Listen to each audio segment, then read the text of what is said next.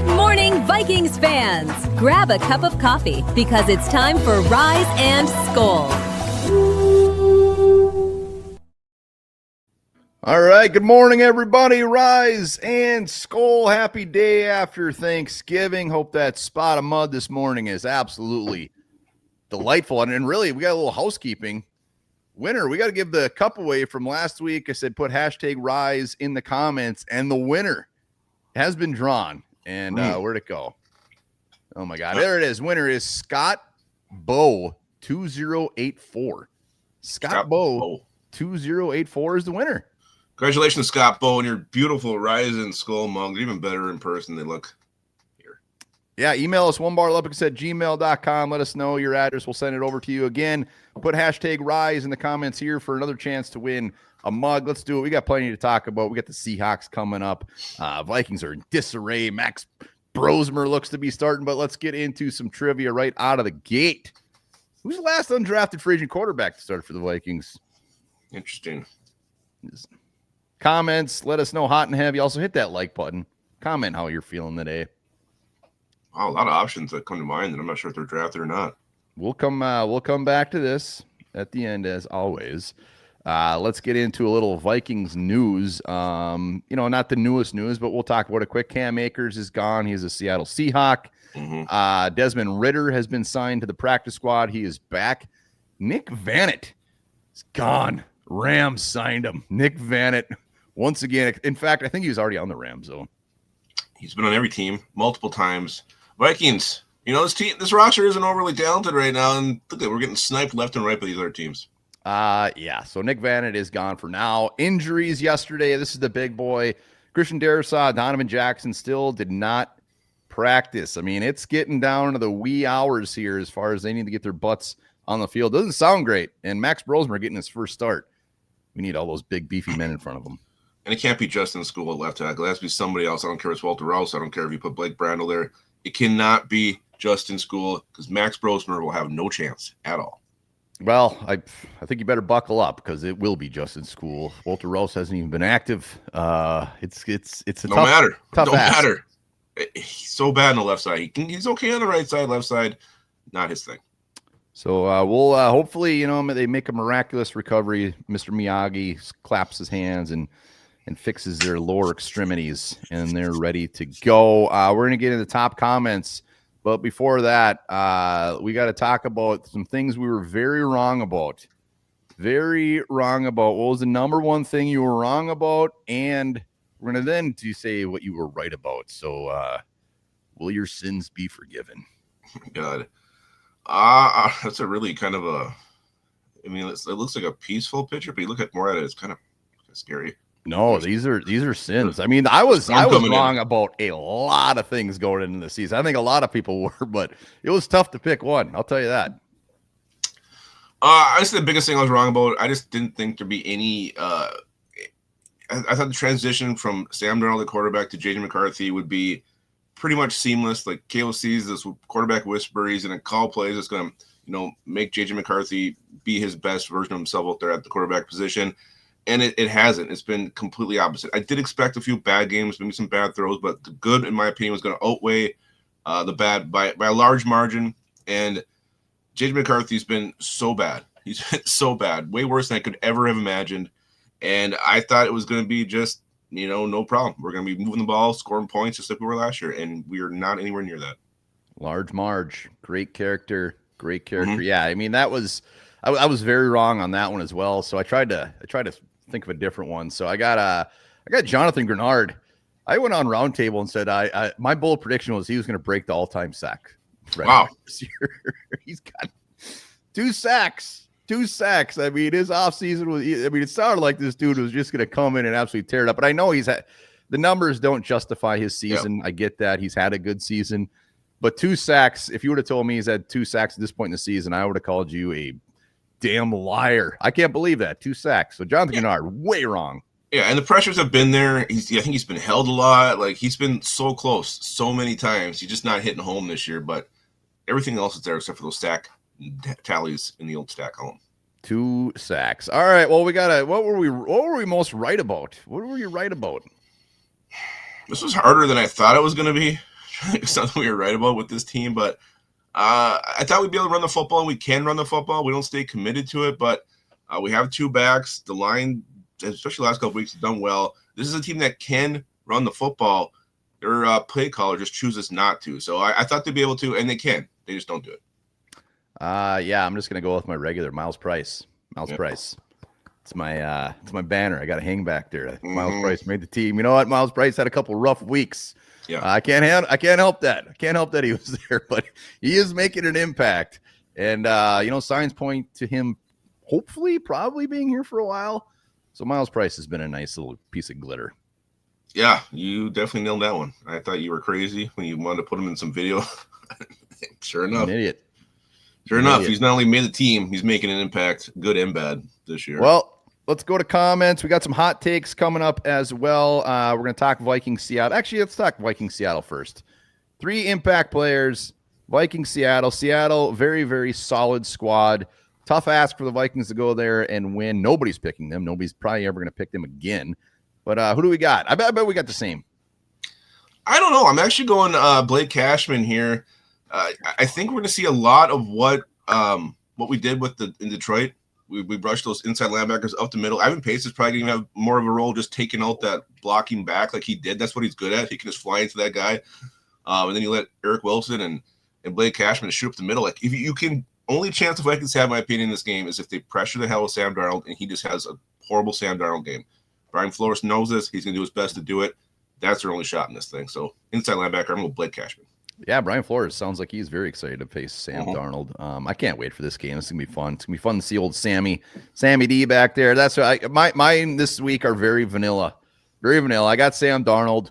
Of course, he's gonna be on my list. Like I'm more excited to see what Flores can do against him, knowing that they know him so well. And if Sam Darnold can rise to the occasion and kind of throw a big FU to the Vikings. I mean, I know there's no bad blood there, but he wants to win. Kevin O'Connell wants to win. And Sam Darnold is again having a very, very good season. So Sam Darnold, 100%. Yeah. If he gets hot, he can be dangerous. But the pressure, it gets to him. It really does. I'm going to go. I mean, I don't know who's going to start here, but let's just go Ryan Kelly. He had a bad week last week, coming back into this one. The Seahawks defensive line, I think they have like a 4-sack guy, a 6-sack guy, a 6.5-sack guy. Like these guys on the line can get to the quarterback. We need some resistance up front. Ryan Kelly got back in the lineup last week. It was a rough go. He has to be better. I don't know what that left side is going to look like. If we're going to have Donovan Jackson, if we're going to have Christian Darris, only guy I know is going to be there in the middle is Ryan Kelly, working with a young quarterback, making his first start. He needs to be much better this week. Once again, put Rise down in the comments for a chance to win the Rise and Skol mug this week. Last week's winner, Scott Bebo, 2084. Email us one more on Lupagus. I got Jackson Smith and Jigba. I had no idea the type of season this dude is having. I was looking up, digging into the Seahawks. I'm like, is this real? I like actually looked it up somewhere else. This guy's on a historic run. He's got 1,300 receiving yards. That is absolutely insane. I mean, he's on pace to get over 2,000 receiving yards. And every week in and week out, 120, 140, 160. This dude is lighting it up. Damn. I don't know how we're going to stop this guy. Against the Vikings secondary, that's not very good. So, yeah, it's a horrifying matchup. It's scary. And, he could just go off again. Did you know he was ripping it up so much? I knew he was having a very good season, yes. He's like the leading receiver in the NFL. I'm going to go with Max Brosman, my last one. Again, if he does get the start, which everybody thinks he will, can he look better than J.J. McCarthy has the last couple weeks? That's not a whole hell of a high goal to set. McCarthy's been awful. Can Brosman look better? Can he move the offense? Can he, make the right reads? Can he make passes that are catchable to his receivers? And how is he going to be at the line? I mean, this is going to Seattle, tough place. You can't hear anything, so I'm going to guess they're going to go silent count there. A lot of hand signals and stuff, but it's a tough place to get your first start. And hopefully, he looks a little bit better. Then we'll see what the follow is from that, and that'll give us a lot to talk about next week if he does. Well, let's just talk Max Brosmer before we get into the top comments. I mean, we got to talk about it. He's going to start. I mean, expectations, like for me, the worst thing that J.J. McCarthy and the Vikings have going against them is how bad they've looked. So there is really a pube of a chance that Max Brosmer actually looks worse. So when he comes in, and plays better, I'm not saying he's going to light it up or get the win, but he's going to look better. There's no way he can't. He would have to, when you look at that stat or whatever it is, where J.J. McCarthy ranks 852 out of 854, Max Brosmer ain't going to be 853. I hope not. There's no chance. I know, but remember when we said back years ago when Jaron Hall got started, we go, "Oh, it can't be any worse." It was worse. but like for me, like this is like J.J. McCarthy has been so bad. Like they can't even run an offense. So when I say he looks better, I mean go out there and actually be able to run an offense. He actually throws the ball downfield. He's actually making plays. He's throwing it over 20 times. Like he could go out there and have 3 interceptions, throw it for 350. Like, and he still looks better. Yeah. What if he looks good? Well, we'll see. I mean, the Seattle defense is very, very good. Like what's your expectations as far as just a broad stat line and what you're expecting from him? Yeah, I'm going to say he throws for like 215, touchdown, 2 interceptions. That's what I'm thinking, and that would look a lot better than J.J. McCarthy. Yeah, no, I got 2 touchdown passes, 2 interceptions, somewhere around that 220, and just like going out there like commanding the offense and looking good. I mean, Brosmer coming out of college, it's not like he has this huge arm. It's not like he's pinpoint accuracy, but he's got a ton of snaps. He had double the snaps that J.J. McCarthy had in college. He's got a lot more. He's been through the ringer, I guess, and I think he's more ready to go. And really, he's coming in with nothing to lose, 0. McCarthy had the weight of everything on his shoulders. Brosmer gets to come in and be like, if I suck, I'm probably still going to look better. It is a nice situation. It's a hard place to play. Good situation as far as, where he is with his backup position. But, yeah, I don't know. I think he's also going to feed one of these receivers. I do think we're going to see a Justin Jefferson with over 100 or Jordan. One of those two is going to go over 100. Brosmer is going to find those guys, make sure they get the ball, and I think one of them is going to be happy at the end of the day. If he goes out there and just completely sucks and throws for 80 yards, same thing, then Wes Phillips shouldn't even be on the plane. They should leave him in Seattle. Wes Phillips, Josh McCown, anybody who has anything to do with their quarterbacks. But KOC will be safe. Let's get into the comments, and I got to warn you, I think every single one is about J.J. McCarthy. I was really trying to find some other stuff. Everybody was talking about J.J. McCarthy, so buckle up. Okay. Here we go. Skol Vikings 354. Worst quarterback performance I've ever seen. Joe Webb was better. I mean, it's hard to argue it. Joe Webb used his legs. J.J. McCarthy doesn't. He was better. It's not wrong. Joe Webb threw it better. Like, not just his legs. He did. I hate that this is right, but Joe Webb was better. I hate that we're talking about this. Let's move on.